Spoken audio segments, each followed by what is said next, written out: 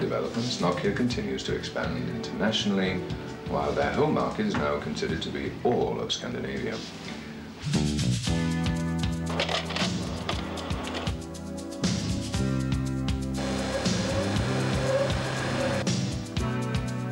Hold on, Bill. Can we do that once more?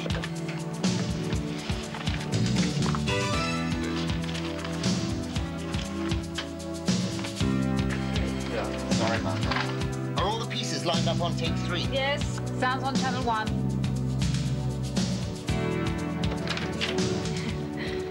I'm going to go watch the news. See you later. We got our background. Great, stick it in there. There it is. Okay. No problem, no problem. Okay. How'd it go? Roll 3. Speed. Camera 1, ready. 6, 5, 4, Black. 2. Sound and 3 up.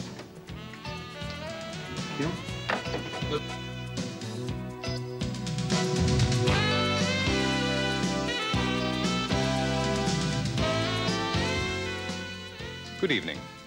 In the top of the news this evening, Nokia has moments ago announced another issue of shares. We'll have that story and reactions from the business community at the end of our newscast. In other developments, Nokia continues to expand internationally, while their home market is now considered to be all of Scandinavia.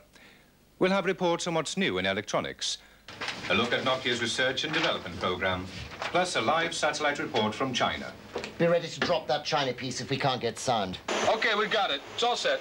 Okay, Bill, listen up for your cue. We begin with an example of Nokia's international involvement.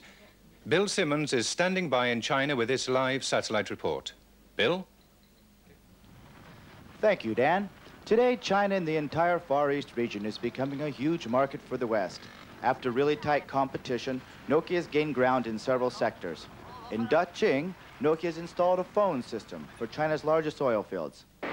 In Beijing Rubber Factory number 5, Nokia's applied technology will be helping in the output of some 5 million pairs of rubber boots a year. Another good example of Nokia's progress is this cable factory.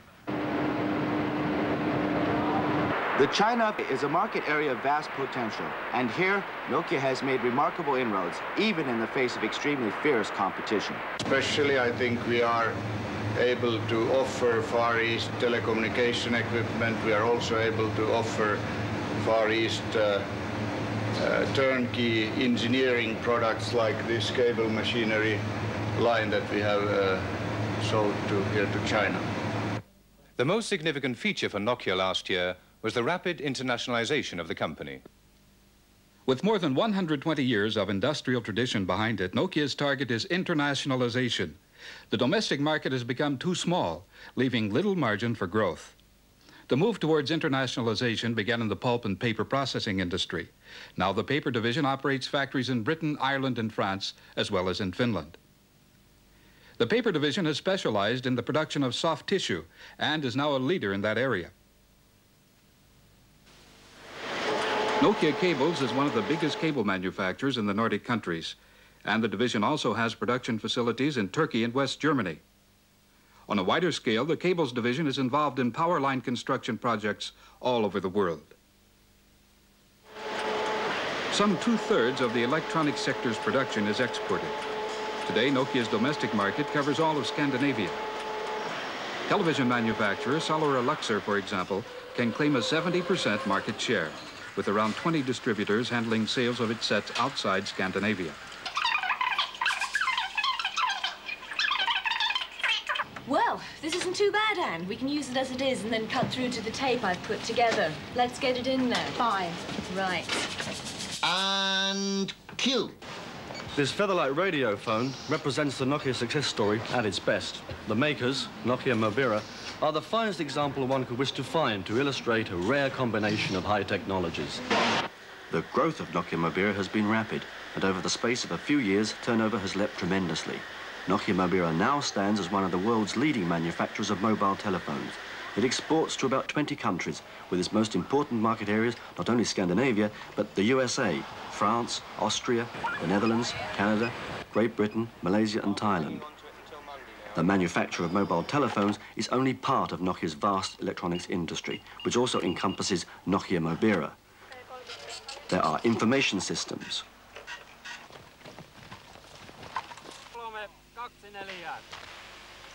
There is telecommunications.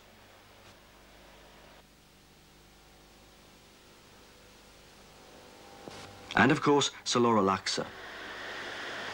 The high-tech nature of the cables division is revealed in its manufacture of optical fibers and the special cables required by the electronics industry. The constant factor contributing to the success of the electronics sector has been the sheer professionalism of young and dynamic personnel. And this has been backed by a positive concentration of energies on product development and marketing, as well as on maintaining efficient retail channels. What's the latest on Anne's story? We're still waiting. Roll 3. Who drank my coffee? This Mykronas factory is the site of Finland's first commercial production of integrated circuits. What they do here is vital to Finnish industry. Mykronas is an example of the trend of Nokia's strategic thinking. As far as future competitiveness is concerned, Mykronas is an ideal tool for Nokia in making new product concepts practicable. In Finnish terms, Nokia invests a great deal in research and development. In fact, Nokia's R&D efforts represent 25% of the total Finnish industry expenditure in this sector. Nokia cooperates with universities and technical colleges on research and development, and it has access to the very last word in techniques. We build our success in the excellency of our technology and our products. It's pretty competitive out there, and we aim to stay ahead. Is the share issue piece ready yet? Not yet. Keep your pants on. Nokia has established its own research center.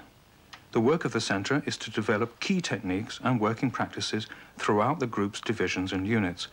Equally, the research center is also responsible for developing new product concepts, and on behalf of the group's various divisions, carries out a whole range of development projects. On top of this, the individual divisions have their own R&D programs. Inseparable from research and development is comprehensive training.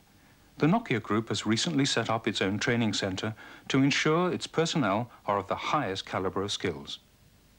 The evening's top story was an issue of shares announced at a news conference at Nokia headquarters. Anne Wellington was on the scene with this report. Once again, Nokia has surprised the business community with an issue of shares. Why is it necessary for Nokia to adjust its financial structure? Rapid growth of the corporation.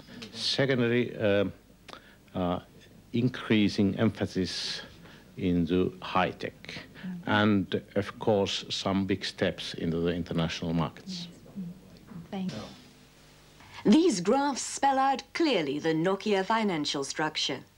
So, Nokia keeps a balance between own capital and additional paid-in capital, which is at a good level internationally. Nokia needs a strong capital structure to enable it to survive structural changes and adapt to changing markets. A solid capital structure also promotes a greater independence and allows the company management wider scope. Not only does Nokia enjoy a strong capital structure, but good liquidity. For the company, this means the ability to survive the lean times. A remarkably improved liquidity base is a resource that helps Nokia to react rapidly to competitive pressures. For example, another company may be acquired in a short time if required. And now, with a long-range forecast for Nokia, here's our weatherman, Sunshine Stanley Richards. How does it look, Stan? Thanks, Dan. Hello. Well, the fine period is set to continue, but it's changing fast out there, so let's first look at the global report.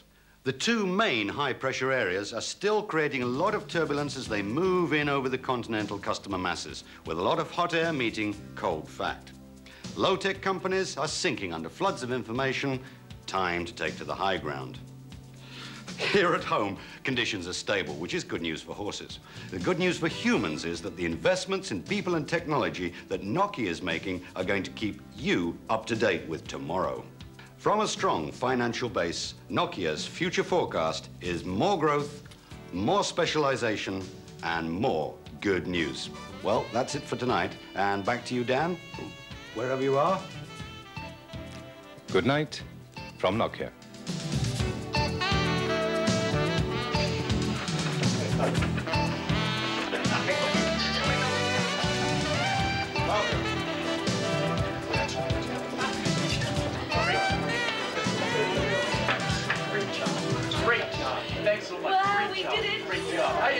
You've still got your Nokia boots on.